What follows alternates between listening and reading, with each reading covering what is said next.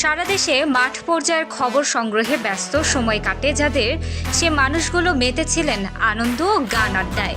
কর্তৃপক্ষের সামনে তুলে ধরেছেন তাদের পেশাগত সীমাবদ্ধতা আর বিচিত্র অভিজ্ঞতার গল্প। পাঠকপ্রিয় গণমাধ্যম দৈনিক প্রতিদিনের বাংলাদেশের প্রথম প্রতিনিধি সভায় দিনভর ছিল নানা আয়োজন।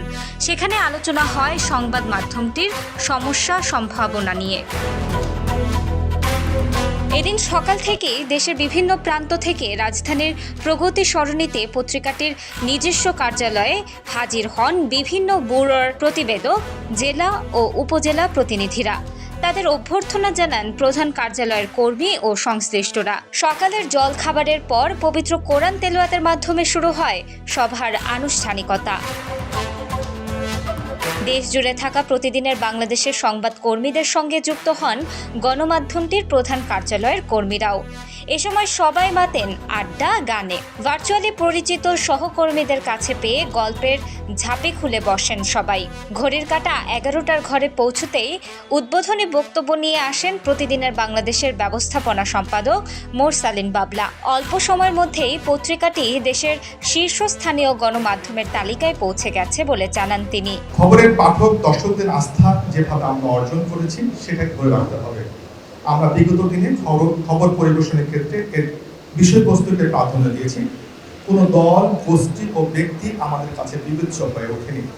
আগামীতে সম্পূর্ণ নিরপেক্ষ ও বস্তুনিষ্ঠ সাংবাদিকতা করব আমরা। আমাদের নীতি আদর্শ নিয়ে এগিয়ে চলার পুরো এই সময়টাকে আপনারা পাশে থেকেছেন, বোদ্ধার পাঠকের সাদরে গ্রহণ করেছেন আমাদেরকে, সেই সুবাদে পেরেছে পত্রিকার সার্কুলেশন।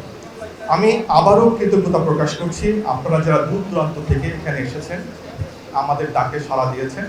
যার অক্লান্ত পরিশ্রমে বর্ণিলে আয়োজন সম্পন্ন হয়েছে তিনি হলেন রংধনু গ্রুপের head of media Saiful Islam. বিশেষ এই আয়োজন নিয়ে তিনি বলেন, 3 বছর ধরে ধারাবাহিক অগ্রযাত্রা বজায় রাখা প্রতিদিনের বাংলাদেশ ভবিষ্যতেও একইভাবে এগিয়ে যাবে। আমাদের রংধনু গ্রুপের সম্মানিত চেয়ারম্যান জনাব আলহাজ রফিকুল ইসলাম স্যারকে, যার অক্লান্ত পরিশ্রমে এবং নিষ্ঠার সাথে দীর্ঘদিন যাবৎ আপনাদের প্রতিদিনের বাংলাদেশ আপনাদের মাঝে এখনো সেই সফলতার সাথে টিকিয়ে রেখেছে এবং আমাদেরকে এত দূর পর্যন্ত নিয়ে এগিয়ে এসেছে।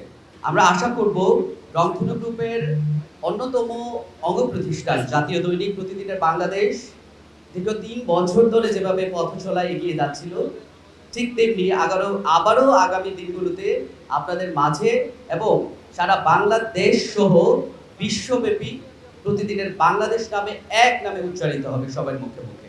বর্ণিল এই আয়োজনে প্রধান অতিথি হিসেবে উপস্থিত ছিলেন প্রতিদিনের বাংলাদেশের প্রকাশক কাউসার আহমেদ অপু। প্রতিনিধিদের নিরলস পরিশ্রম ছাড়া পত্রিকাটির সাফল্য সম্ভব হতো না। সামনেও তাদের সর্বোচ্চটা দিয়ে কাজ করার অনুরোধ জানান তিনি। আমার আগে আমাদের ব্যবস্থাপনা সম্পাদক উনি যেটা বলে গেল যে আজকে আমাদের অলমোস্ট 3 বছর হয়ে গেছে, আলহামদুলিল্লাহ 3 বছর আমরা পদার্পণ করেছি। তো এটা আপনাদের নিরলস পরিশ্রম ছাড়া সম্ভব হতো। আর আপনাদের কাছে আমার যেটা চাওয়া সেটা হচ্ছে গিয়ে বাংলাদেশে অনেক পত্রপত্রিকা আছে, সবাই তাদের জায়গা থেকে তাদের সবচেয়ে বেস্টটা দেওয়ার চেষ্টা করে। আমি আপনাদের কাছে যেটা চাই যেন আপনারা আপনাদের জায়গা থেকে আপনাদের বেস্টটা আমাদেরকে দেন। প্রথম পর্বে সমাপনী বক্তব্য রাখেন প্রতিদিনের বাংলাদেশের সম্পাদক মারুফ কামাল খান। এ সময় ছাপা পত্রিকার পাশাপাশি ডিজিটাল সাংবাদিকতায় গুরুত্বারোপ করেন তিনি। ছাপা কাগজ ছাড়াও আমাদের অনলাইন এডিশন আছে ই ভার্সন। প্রতিদিনের Bangladesh Facebook, YouTube, Instagram, TikTok সহ প্রায় সকল সামাজিক যোগাযোগ মাধ্যমে হাজির আছে। ছাপা কাগজে সংবাদ পাঠাবার পাশাপাশি এইসব ডিজিটাল প্ল্যাটফর্মের জন্য আপনাদেরকে কন্টেন্ট পাঠাতে হবে। একালে মোজো বা মোবাইল জার্নালিজম নামে স্পট রিপোর্টিংয়ের ক্ষেত্রে সাংবাদিকতার যে চ্যালেঞ্জিং ধারার সূত্রপাত ঘটেছে সেটা আপনাদেরকেও রপ্ত করতে হবে। দিনব্যাপী এই অনুষ্ঠানে অন্যদের মধ্যে উপস্থিত ছিলেন রংধনু গ্রুপের ভাইস চেয়ারম্যান মেহেদী হাসান দীপু, প্রতিদিনের বাংলাদেশের বার্তা সম্পাদক Kamrul Hasan, head of digital Azharul Islam, নগর সম্পাদক আবু কাউসার প্রমুখ। দুপুরের খাবারের পর শুরু হয় দ্বিতীয় পর্ব। এই পর্বে প্রতিনিধিদের নানা প্রশ্নের জবাব দেন সংশ্লিষ্টরা। বেলা গড়িয়ে সন্ধ্যা নামতেই ফটো সেশনের মাধ্যমে শেষ হয় দিনব্যাপী এই অনুষ্ঠান। বুকতার বাংলাদেশের হৃদয় স্লোগান ধারণ করে যাত্রা শুরু করে প্রতিদিনের বাংলাদেশ। সত্য ও বস্তুনিষ্ঠ সংবাদ পরিবেশনের মাধ্যমে অল্প সময়েই পাঠকপ্রিয় হয়ে ওঠে গণমাধ্যমটি। ডেস্ক রিপোর্ট, প্রতিদিনের বাংলাদেশ।